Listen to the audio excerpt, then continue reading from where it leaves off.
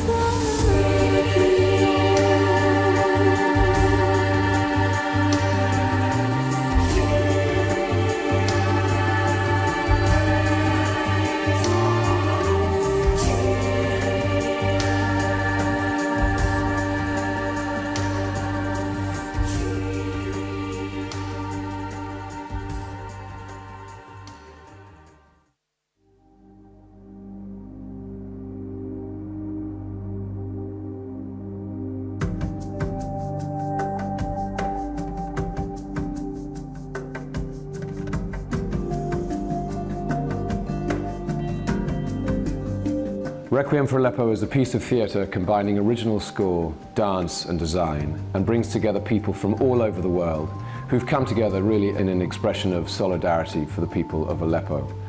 We'll premiere the piece on the 23rd of April at Sadler's Wells, and all ticket money will go to charity.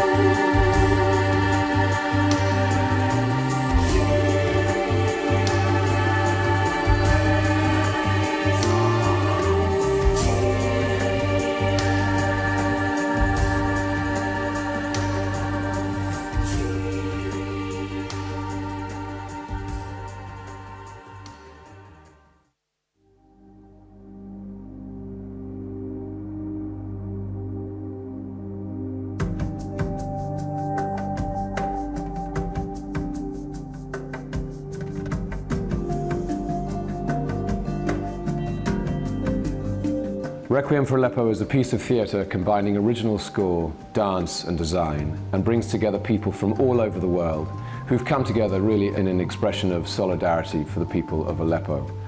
We'll premiere the piece on the 23rd of April at Sadler's Wells, and all ticket money will go to charity.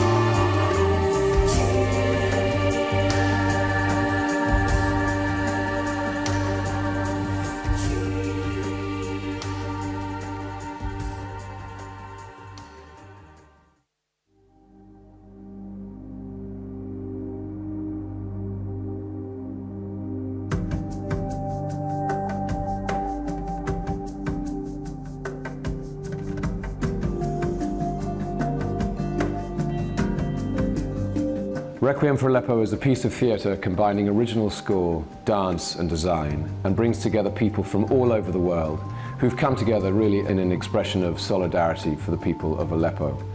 We'll premiere the piece on the 23rd of April at Sadler's Wells, and all ticket money will go to charity.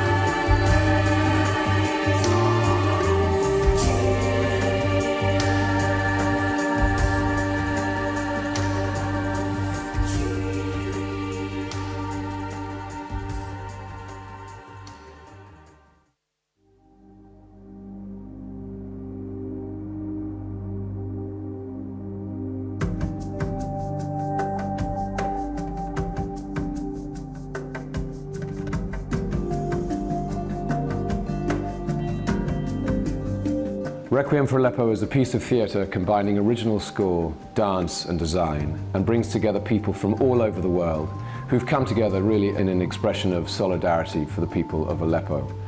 We'll premiere the piece on the 23rd of April at Sadler's Wells, and all ticket money will go to charity.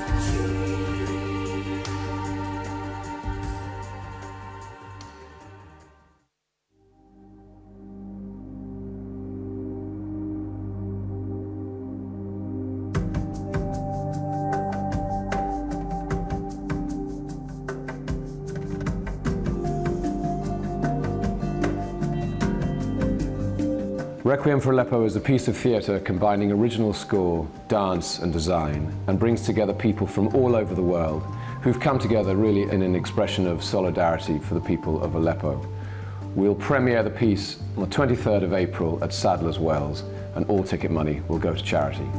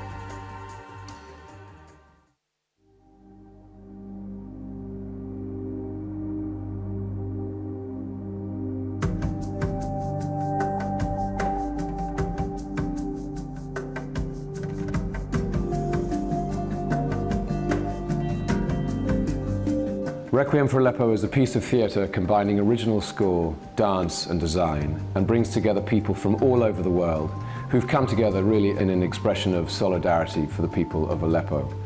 We'll premiere the piece on the 23rd of April at Sadler's Wells, and all ticket money will go to charity.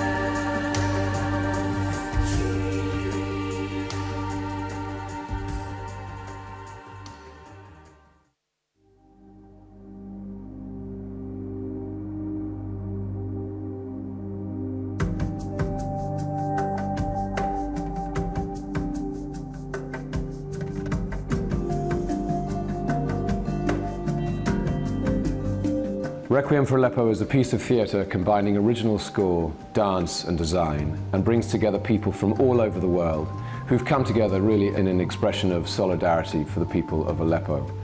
We'll premiere the piece on the 23rd of April at Sadler's Wells, and all ticket money will go to charity.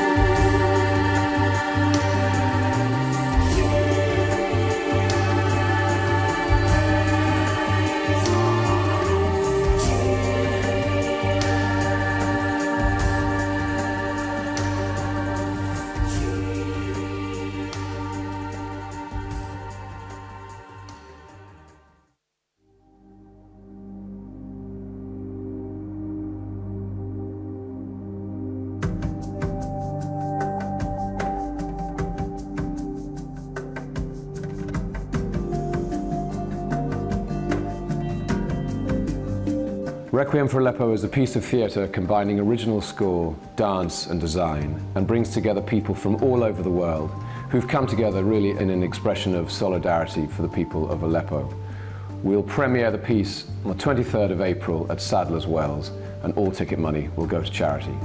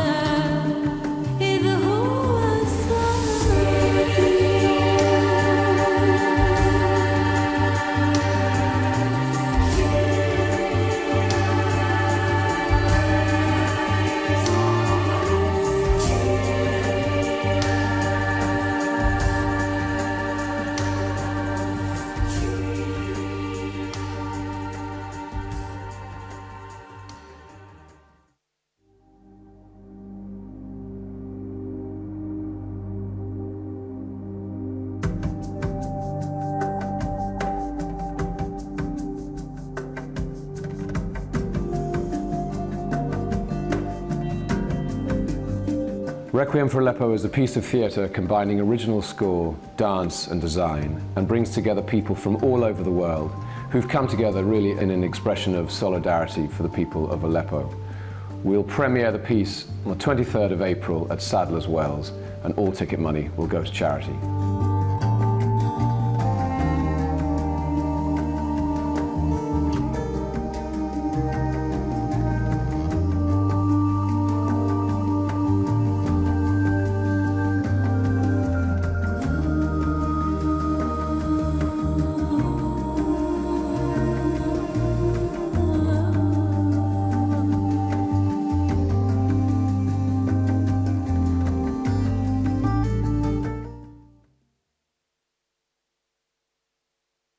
Ladies and gentlemen, welcome to Sadler's Wells.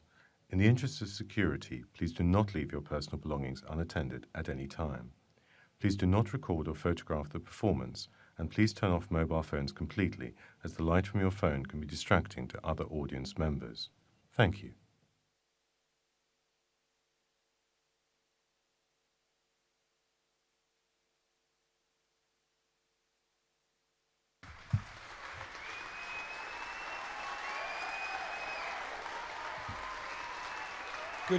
Good evening, Sadler's Wells, and everybody watching around the world. I'd like to have given a speech from the heart tonight, but there's so much to say in so little time, so I hope you'll forgive me if I read from notes. My name is David Cazalet. I'm the composer and producer of Requiem for Aleppo.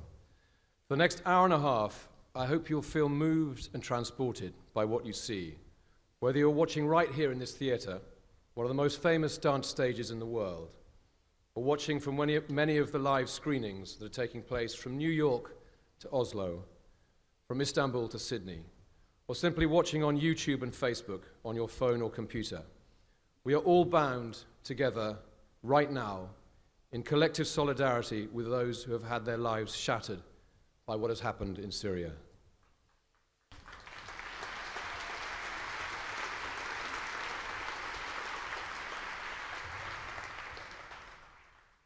Over the last few years, I have felt utterly overwhelmed, as I'm sure everyone else has, by the news and images coming out of Aleppo. How could one not be? Halfway through last year, I began to feel that watching the events on TV was a passive thing, and that inaction was a form of resignation. So I decided to compose a piece of music to encapsulate my feelings, my own personal lament, if you like, for those who had innocently been caught up in the horror. My plan was to use it as a backdrop for something bigger, something non-political, to get to the underlying human tragedy beyond the politics, that would somehow provide an outlet for the unresolved emotions we feel about Syria, whilst at the same time acting as a platform to raise money, an appeal, if you like, to our common humanity.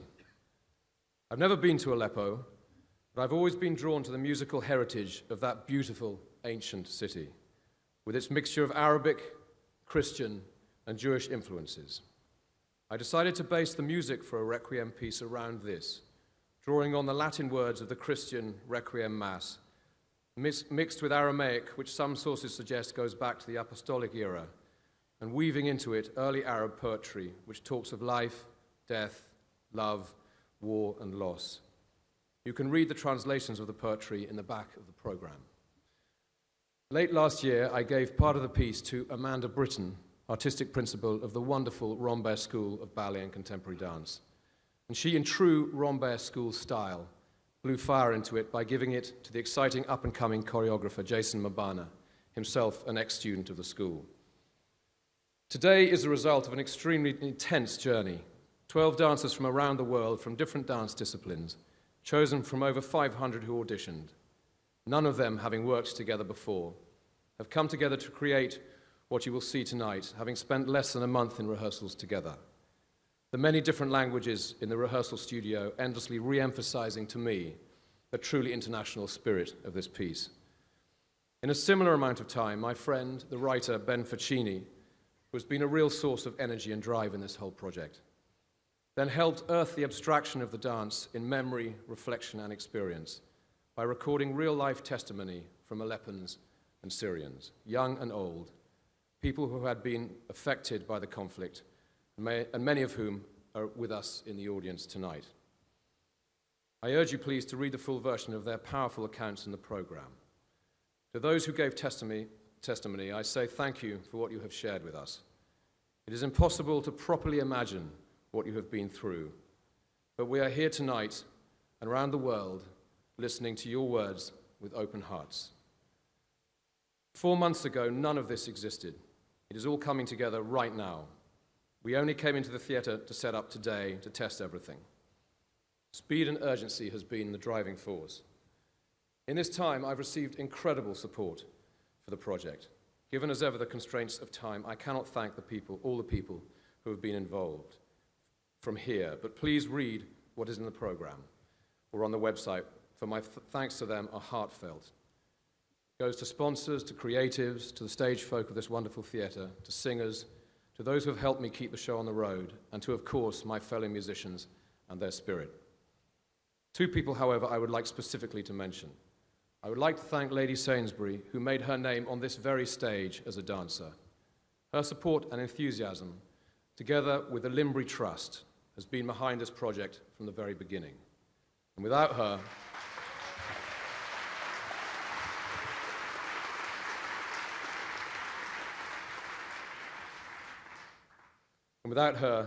support and that of the Trust, none of this could have happened.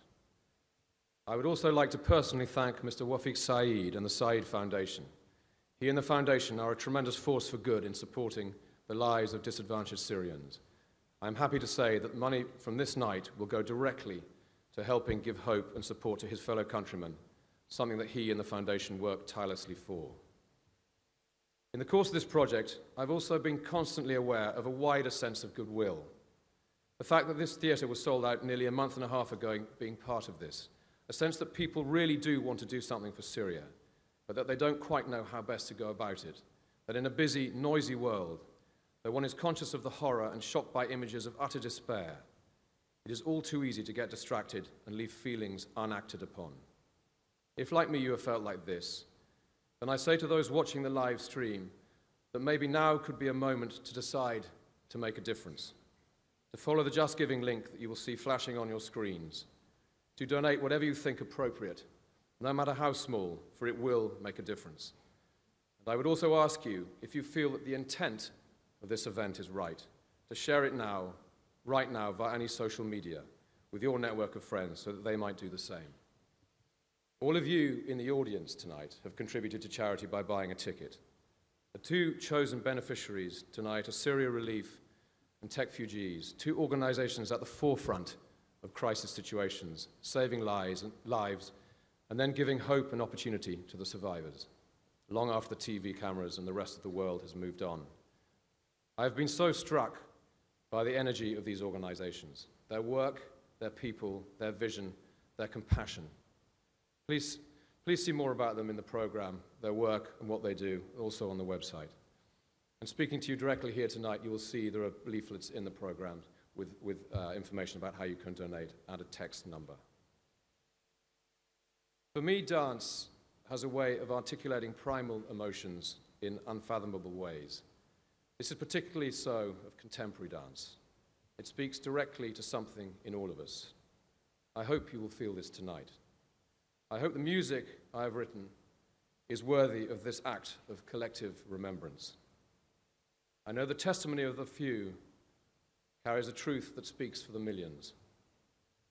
My ultimate vision is that this will tour and continue to raise awareness and money, and that tonight is the start of the Requiem for Aleppo's journey. I will leave you now with John Simpson, the BBC World Affairs editor, a man who, in search for truth, has seen more than most of us, humanity at its most extreme. I've asked him for a personal view on what he has seen in his memories. At the end of the show, I will ask my friend from Aleppo, Ahmad al-Rashid, to say a few words, and in a sense return us back to the everyday, from the abstract world of dance and music, to give a sense of proportion of what the world has seen. I'd like to end taking the words from one of the testimonies you will hear tonight, given over a mobile phone from a Syrian in Turkey who wanted to stay anonymous. I need you now to know that the millions of Syrians who are now all around the world and also around you. Their only crime is they wanted to live just like you, in freedom. I just want to go back home. I want to live with my own thoughts, my own ideas. I want to be free to see what I want and to do what I want, just like you. Thank you. I hope you enjoy the show. This is John Simpson.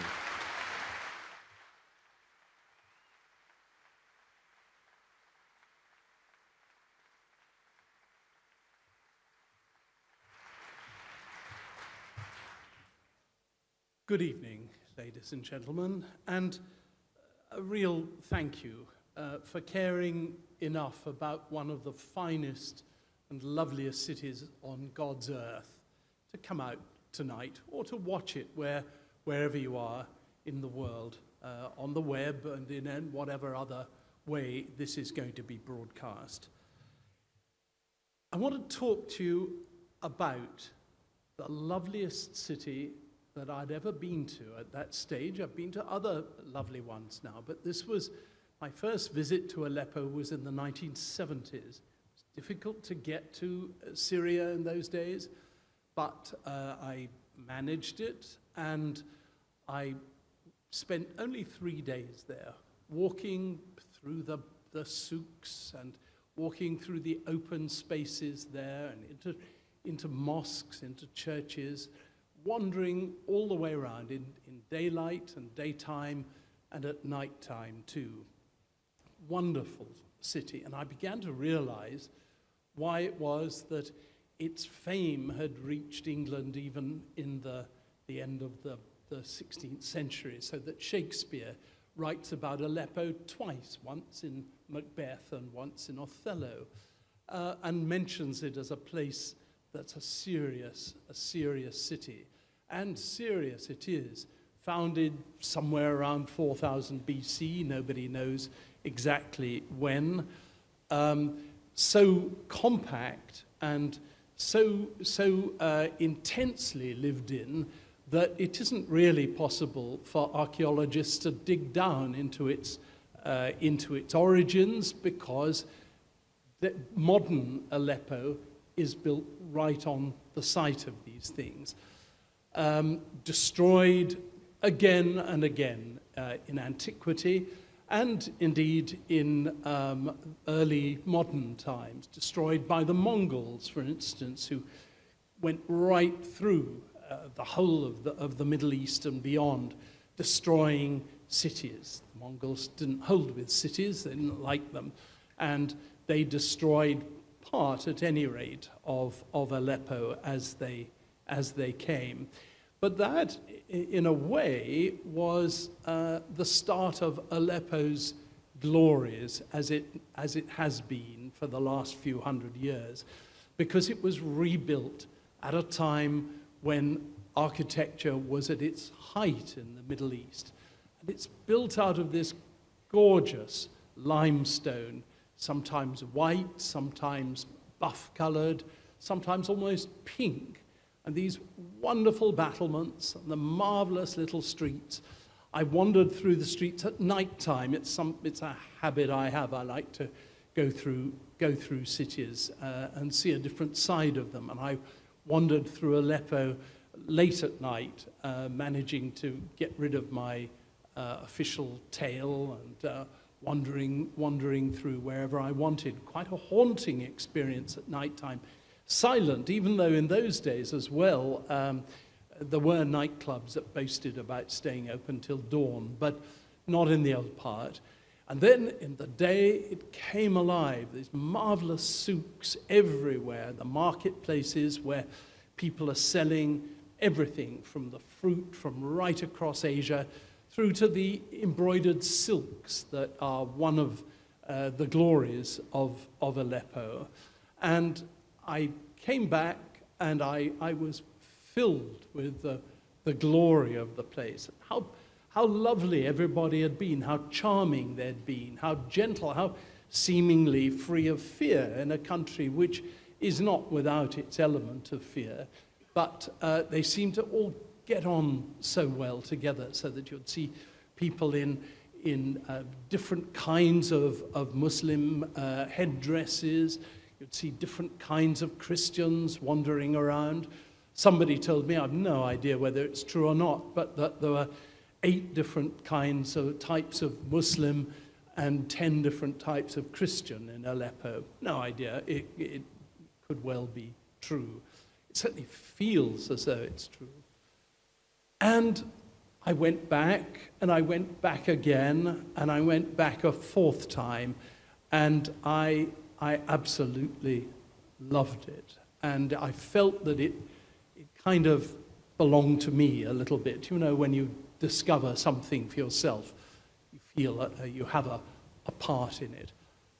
And I had a friend there who wasn't really able to email me in the early stages of the troubles there when they began in 2012, because he was afraid of being watched and listened to. But eventually he felt that he was free. He felt that he'd been liberated from the Assad regime, and he started writing to me about his hopes for a freer Aleppo, a freer Syria, which would one day be completely at peace again and would be properly governed. And then, after a while, I got an email from him that said, I'm leaving, I've got to get out, it's too dangerous. And this came after a period when he'd described the fighting that was going on, and then he said he was going to leave. Since then, I haven't heard from him. I know where he is, and he's in a refugee camp, but he's not got access to any kind of means of talking to me and telling me things. I'll see him one day, inshallah, and I'll be very happy to see him, and I hope I'll be able to go back with him to a new Aleppo. But the old one, the one that exists at the moment, the one that we see on our television screens and read about in our newspapers, is a terrible place. It's a place where nearly a dozen cases of poison gas have been used. Sarin gas, which is terrible, but it kills people quickly. Mustard gas, which doesn't necessarily kill them at all, but which destroys their life and their health for the rest of their time. And the weapon of choice, as it were, is the barrel bomb. Just an ordinary metal barrel, a can, large can about that size, stuffed with explosives, packed out with explosives. It's the most primitive and the most dangerous weapon that you can possibly imagine. And the helicopters come low over Aleppo, and they drop these bombs. They just push them out of the door. They must be able to see the people that they're bombing. There have been dozens upon dozens of barrel bombs used in Aleppo. Absolutely terrible and terrifying. And then, just 8 days ago, the Saturday before last, a brilliant and hard-working team of people from 4 different countries, perhaps more, managed to get a population exchange out of Aleppo and out of the villages around it, so that pro-government people could be taken into the pro-government parts of Aleppo, and anti-government people could be taken out to places outside where they would be safe.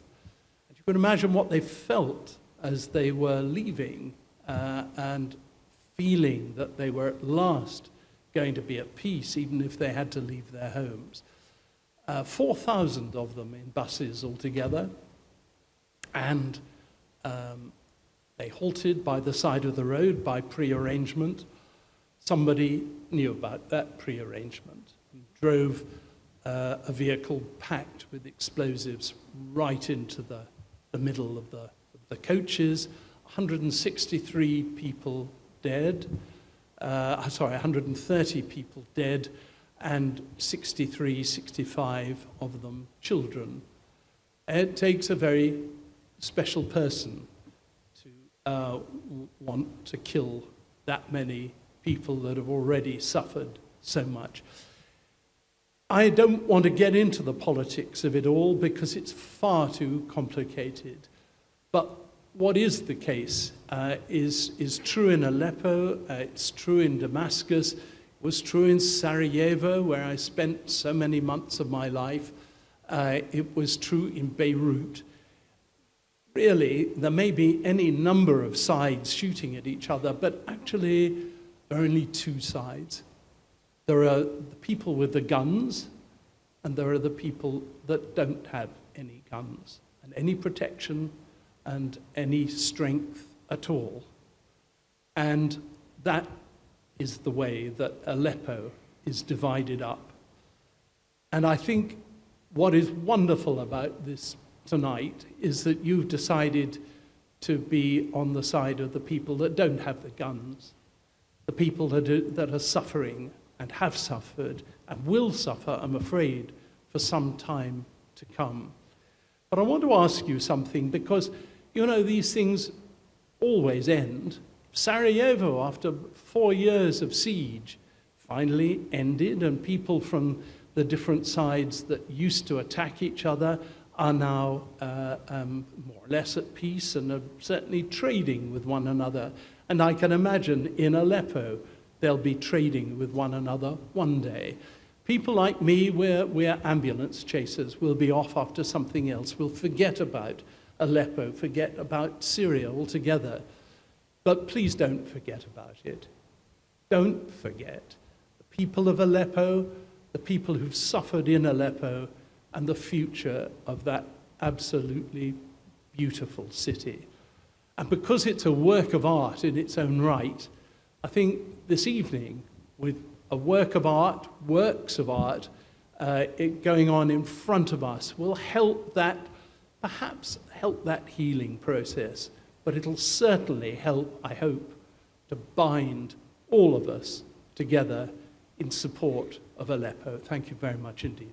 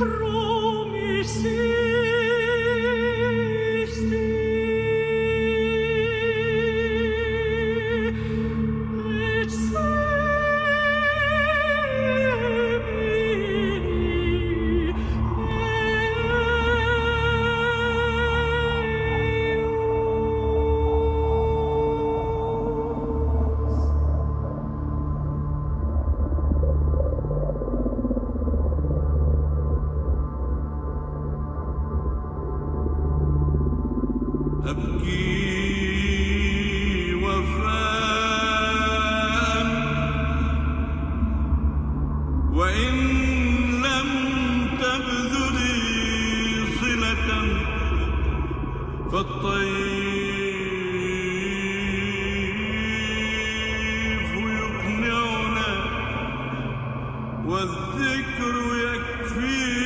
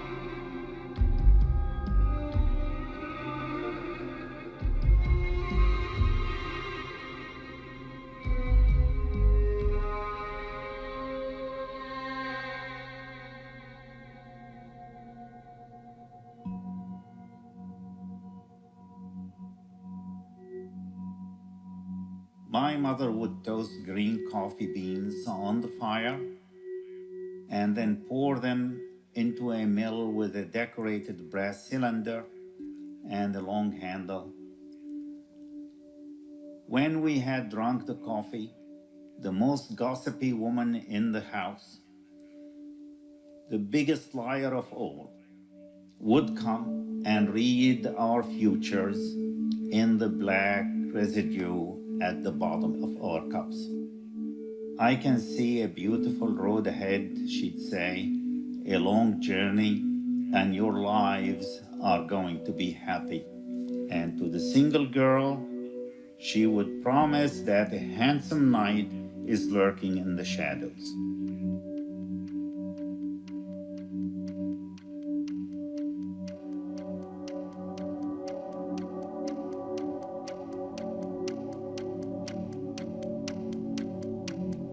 I just want to go back to Aleppo, to the castle. You could see the city from up there, and you felt like you were hugging your whole country. حلب كانت مدينة رائعة. Aleppo was a beautiful city. I could see history, smell history. There were doors everywhere, beautiful carved doors on every old house. And you went through huge gateways into the city's different quarters. Aleppo had many, many, many gateways. Aleppo is the city that never sleeps. Day and night, people are always there, they're all moving, there's always movement. But sadly, sometimes the sound of the bullets, the sounds of the bombs overcome the sounds of rationality, the sound of love.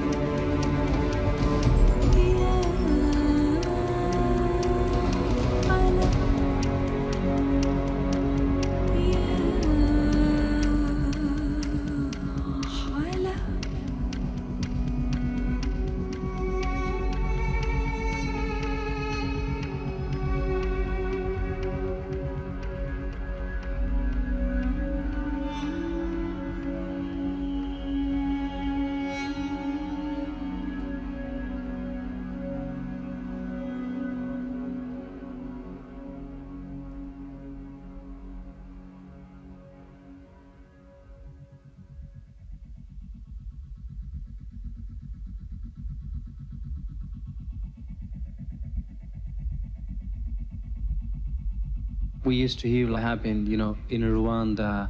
We saw what happened in the Balkans, and we kept saying never again and never again.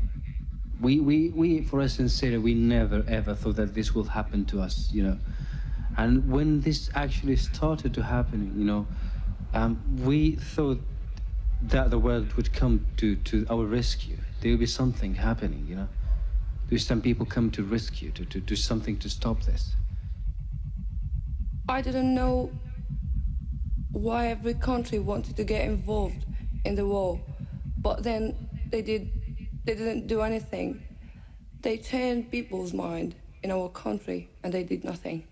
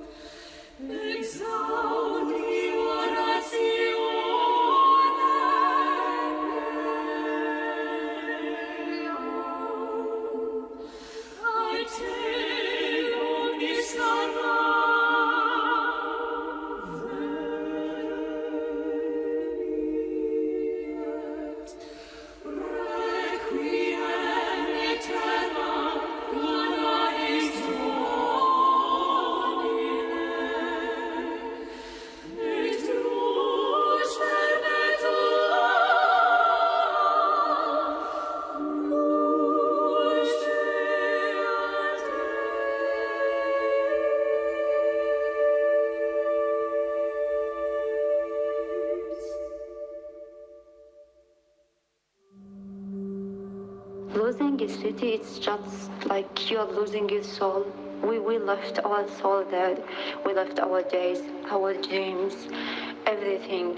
It's still in Aleppo. I always think about the old streets, the beautiful old houses, the castle, the citadel of Aleppo. This is what I came to know Aleppo, and this is why I still imagine Aleppo is.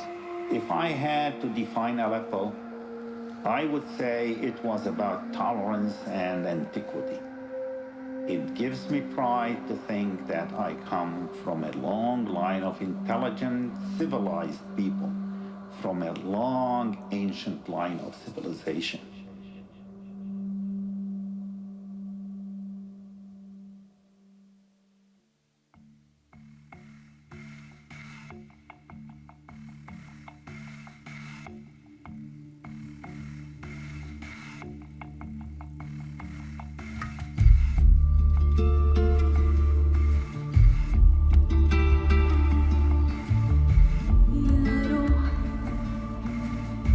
يا عيني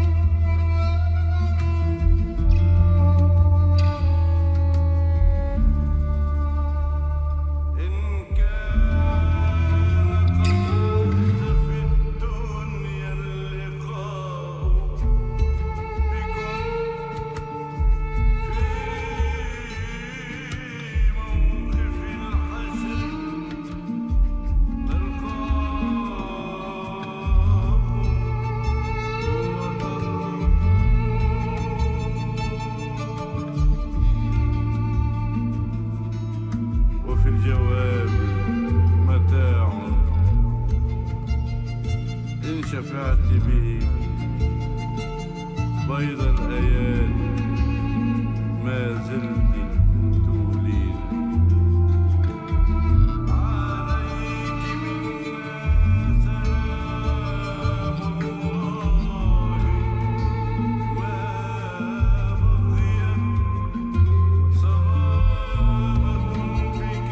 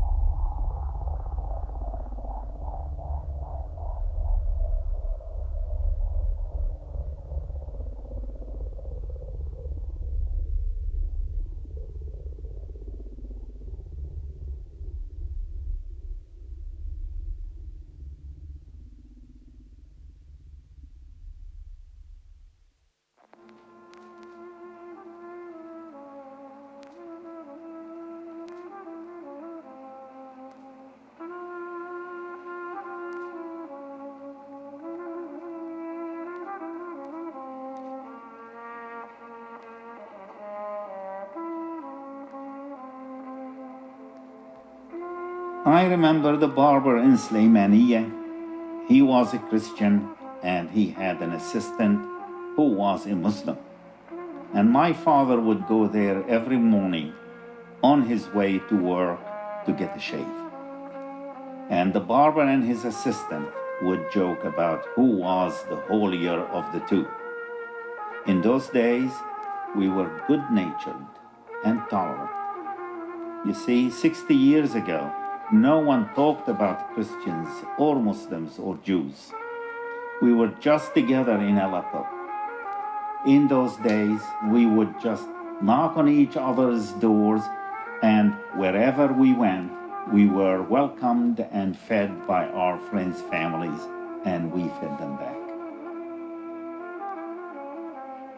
If I could, I would go back to the smell of jasmine, the yasmin in the old houses of Aleppo, to the courtyards with fountains and the sound of water bubbling, so sweet, dense smell of flowers.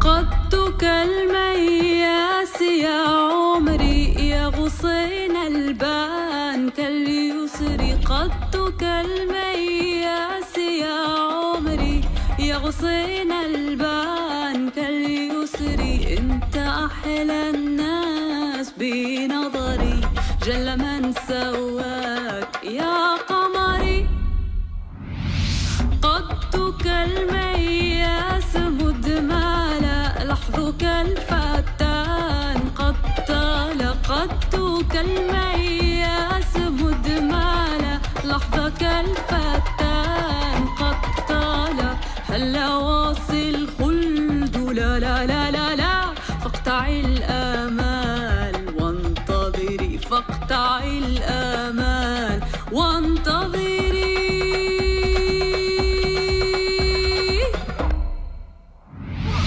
قدك المياس يا عمري يا غصين البان كاليسري قدك المياس يا عمري يا غصين البان كاليسري انت احلى الناس بنظري جل من سواك يا قمري قدك المياس يا عمري جل من سواك يا قمري انت احلى الناس بنظري جل من سواك يا قمري انت احلى الناس بنظري جل من سواك يا قمري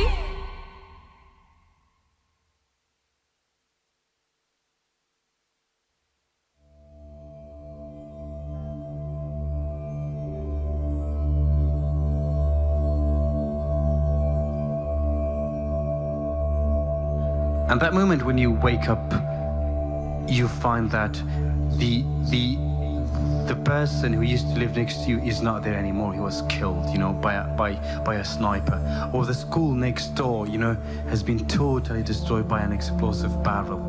And for me, like, I know hundreds of faces today, they are not there anymore. Places, like shops, schools, churches, mosques. This place has been totally destroyed. It could be not in Aleppo, it could be in London, it could be in Paris, it could be anywhere in the world. You wake up and you find yourself stuck in a war. In 2012, the conditions in Syria were become terrible, especially in Aleppo, and it was almost impossible for me to continue my dream there. The new law in Syria at that time was saying if you wanted to complete your degree, I must become a part of military, and I totally, completely refused that idea, as I could never imagine myself become a murderer. It's war in its worst patterns, It's a civil war. A person who's supposed to be your best friend, a person who's supposed to be your protector is turned against you, The person who used to share the same table, the same chair, the same car, or the same street or the same building, they just turn against each other. And you don't know where death is going to come from. This is the worst feeling.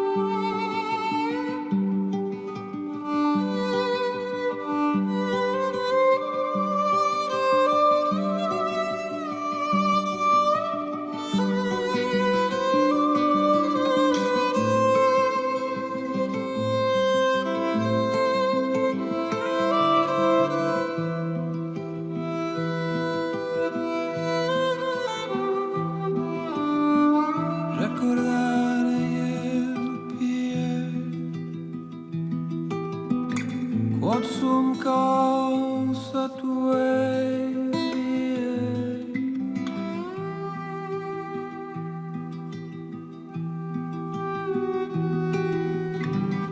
de me perdas y la die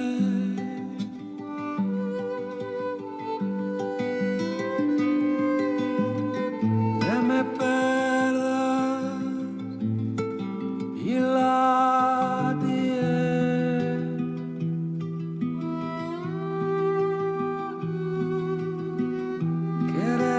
sedisti lasus, redimisti crucem passus.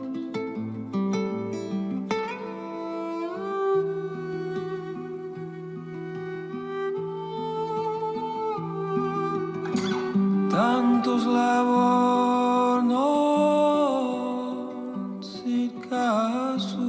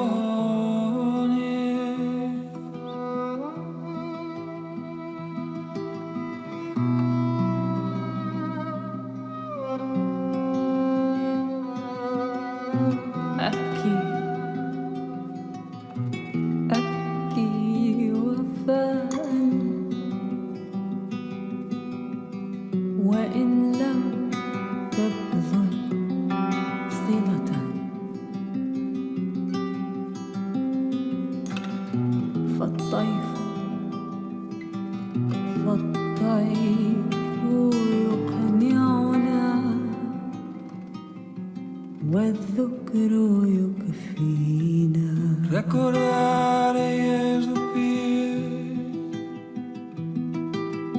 quod sum causa tuae vie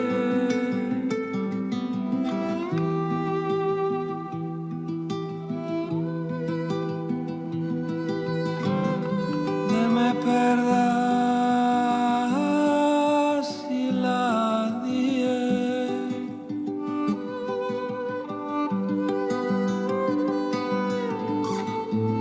de me perdas y la die.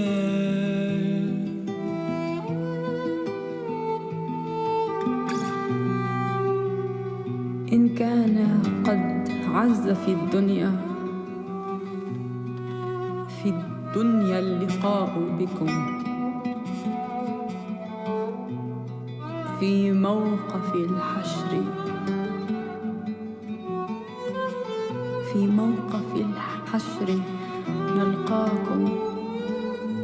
نلقاكم وتلقون Juste iud exursionis donum fac remissionis ante diem rationis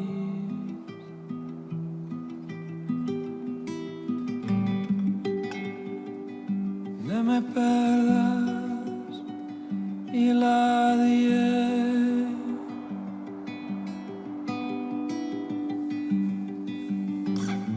de me perdas y la die.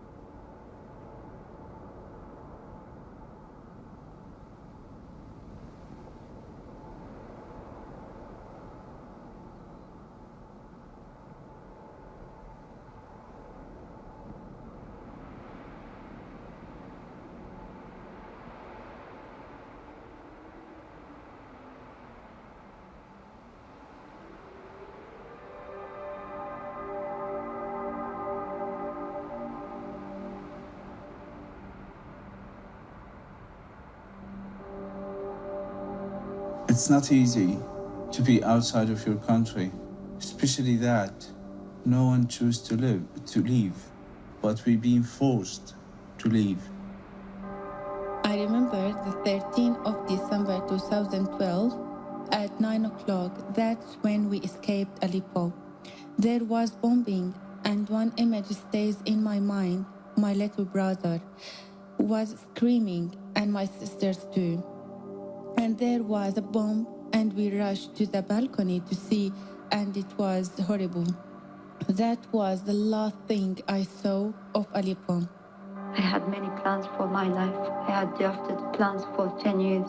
I was planning to have a nice home, maybe meet someone and marry, and be stable in my life.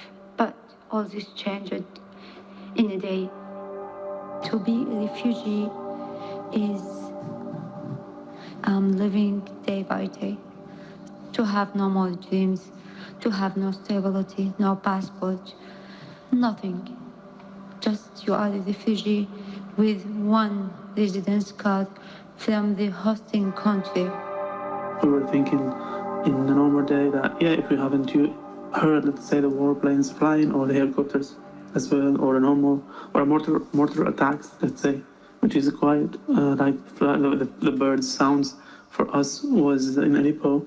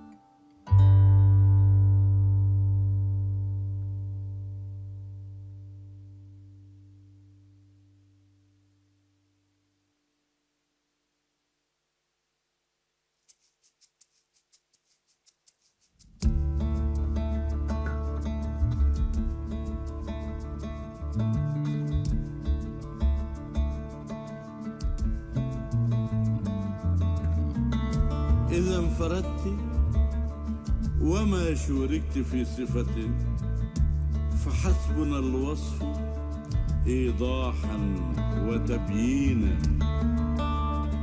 يا جنة الخلد أبدلنا بسلسلها والكوثر العذب زقوما وغسلينا.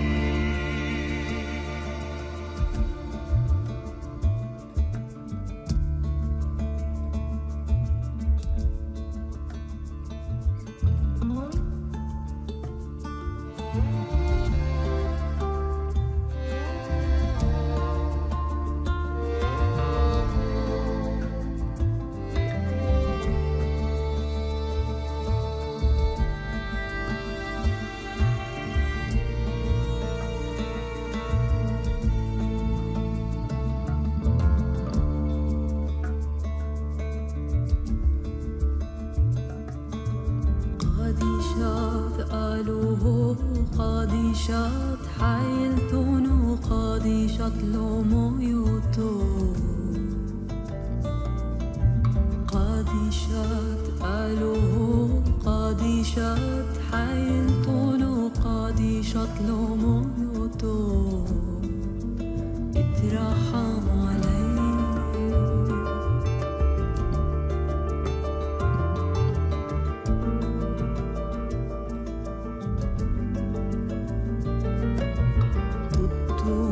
أنت الله قدوس أنت القوي قدوس غير المائل اترحم علي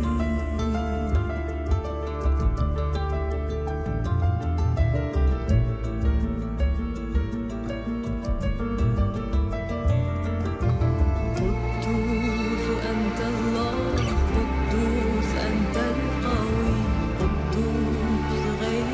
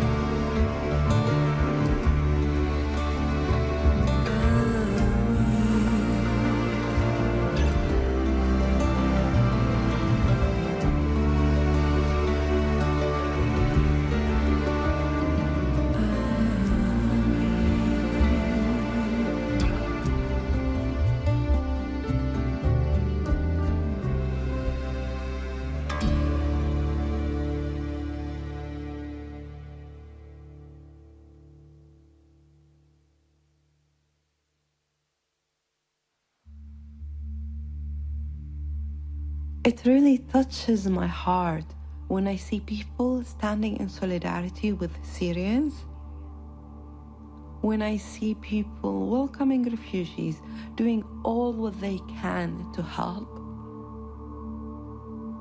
But at the same time, I question everything I knew about international law, about the UN, about peace, about negotiation.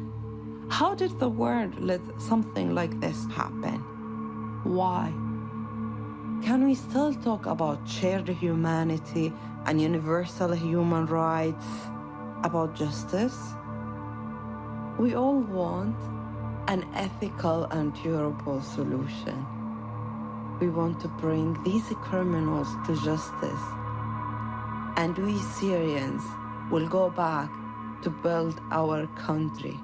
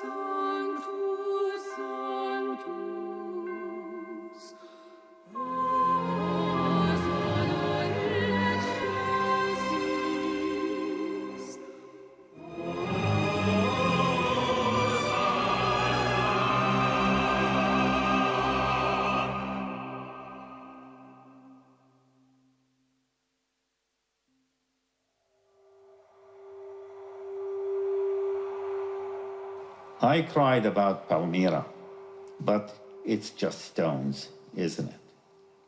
Aleppo is generation after generation of families, of life, generation after generation of civilization. It goes back into time. These places will be reborn through our stories. I need you now to know that millions of Syrians who are now in all over the world and also around you, their only crime is they wanted to live just like you, in freedom. I just want to go back home. I want to live with my own thoughts, with my own ideas. I want to be free to see what I want and to do what I want, just like you. I want the Europeans, every time they meet a Syrian, to start asking themselves questions. Why he left his country? What kind of culture they're coming from? What their history look like? Is there any common moments in our histories? And I think when Europeans start asking these questions to themselves and trying to find answers, the wall of fear and suspicious gonna fall down. My hopes are that one day I will return back to my country to build it again, stone by stone, like what my ancestors did long time ago. Be defiant. Don't listen to others. Aleppo will rise again. حلب منتصرة بعون الله. I will be among the first to return home to rebuild my country. I've seen the worst of mankind. Seeing all this bloodshed, seeing all this killing and brutality did not make me hate the humankind. I mean, there have been a lot of people who've really done horrible stuff. They killed people, they beheaded people, they burned people alive. But still, I cannot hate people. I cannot hate humankind, because at the end of the day, we all need each other, you know. And this is humanity. This is what we need to prevail. Because if we focus on the narrative, you know, of hatred and fear, then this bloodshed, this nightmare will never stop. Many youth, children, women, and men has died in Syria, in Aleppo, everywhere in the country, and we must all remember them.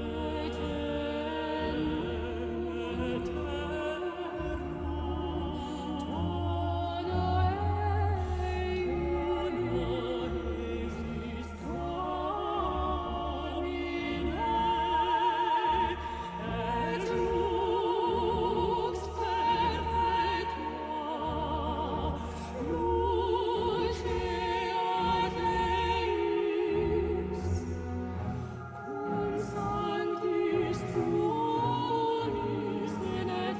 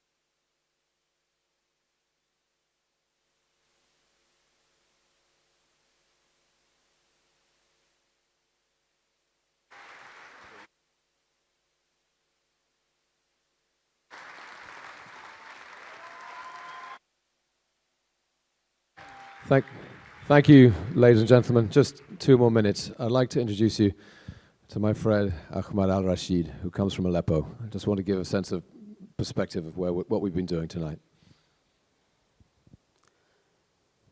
Dear friends, my name is Ahmed and I'm from Aleppo. The last time I attended an event like this was in 2010 in central Aleppo. It was near a place called, one of a famous square called Sadler Jabri. It was at the heart of Aleppo. This was the last time which I had the chance to go and attend a performance performed by a friend of mine. Sadly, in 2011, the troubles in my country started, and we had to leave. It was very difficult what happened to my country, and what we saw today was a reality. You know, people in Aleppo were living a normal life. At the end of the day, when war happens, you know, especially when civil wars happen, you never know when it's going to occur. It could be in Aleppo. It happened in Aleppo. It could be in London. It could be in Paris. It could be in New York. You know, we never know when these awful stuff come. In Aleppo, you know, I had a friend of mine who once asked me, could you describe Aleppo to me in one word? And I told him, look, Aleppo in Arabic, we pronounce like Halab. And in one word, I'd say Halab is qalb. And he told me, what does that mean? I said, it means heart. For Aleppo, and for Syrians, Aleppo is the heart for us. Because it's one of the most beautiful, one of the most amazing places I've ever been to. You know, it's a place where history meets modernity. Wonderful people, you know, an amazing history. And sadly, when these troubles came, it destroyed the lives of so many people. Recently, according to recent figures, in Syria, over 500,000 people lost their lives. Over 2 million people, you know, were affected physically by that conflict. Over 7 million people were forced out of their homes. Over 5 million people are refugees in the neighboring countries. This all happened in the last 5 years. You know, today, when you walk through Aleppo, you do not hear music. You do not hear the songs, you know, you do not hear the sound of love. All you hear is the sounds of barrel bombs, the bullets. This is what these people try to do. This is what these people try to destroy. But they will fail. I'm 100% sure, I'm so confident they will fail. Because Aleppo, throughout history, you know, many times, a lot of people, many crises, whether human-made crisis or natural crisis, you know, earthquakes, wars, no one ever was able to destroy Aleppo. You know, I'm so helpful. I mean, I'm so helpful. And again, I'm speaking on behalf of a lot of people of Aleppo and Syria. We are not weak. These are very difficult times we are going through. And having over 1,500 people here today, it sends out a very message out that we are not alone. You know, there are so many people who are there to help us, even though they are not speaking. You know, even though they feel so hopeless, but they are there. They care about us. And this is what unites us. It's the humanity. At the end of the day, we're all humans.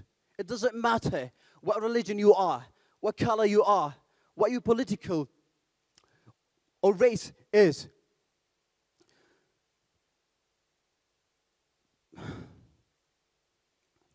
Aleppo is great. Aleppo was great, and Aleppo will remain great. And I'm so hopeful that hopefully in the near future, this war will come to an end. No war shall go forever. Aleppo will stand again. we will rebuild Aleppo. We are the people of Aleppo. We are the people of Syria. We are not those vulnerable people that a lot of people trying to depict that we are very weak, you know. No, we are very strong people. And with this, with your support, we will stand up again.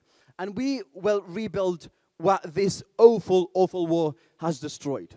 And I'm so confident that one day, soon, in the near future, we will rebuild the theaters. We will rebuild the schools. We will rebuild the churches, the synagogues.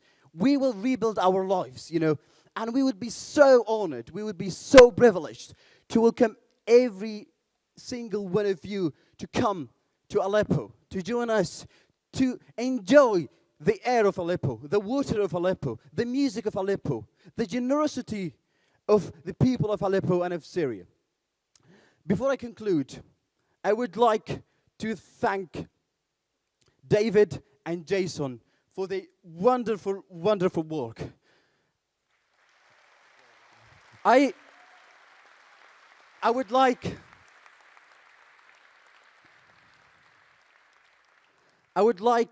to thank the performers. Wonderful job. Thank you very, very much.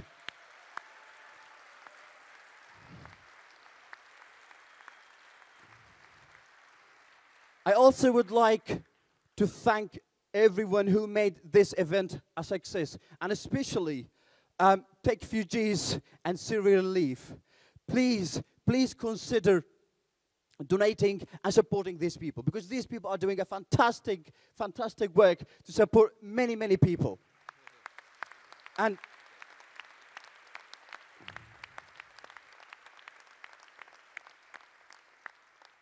again, to finish, I have tears in my eyes, but at the same time, I have smiles, you know. They will never, never destroy us. Aleppo will stand up again. Syria will stand up again.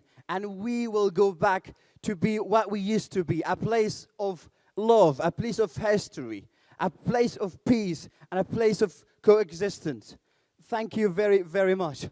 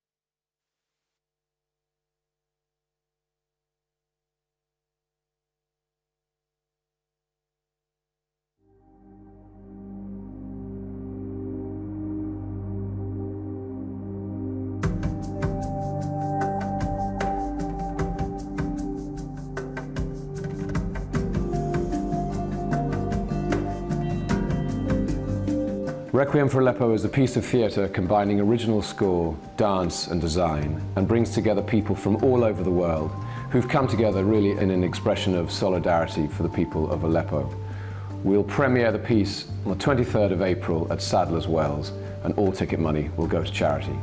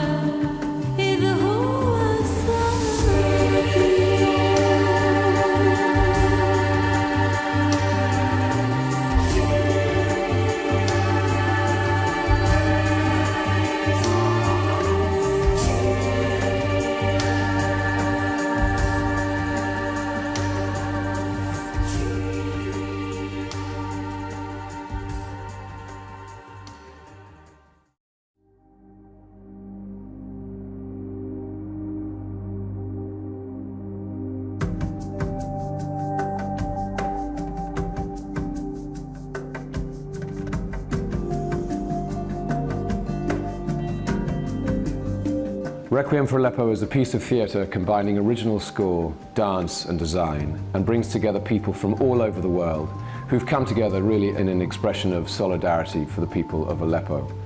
We'll premiere the piece on the 23rd of April at Sadler's Wells, and all ticket money will go to charity.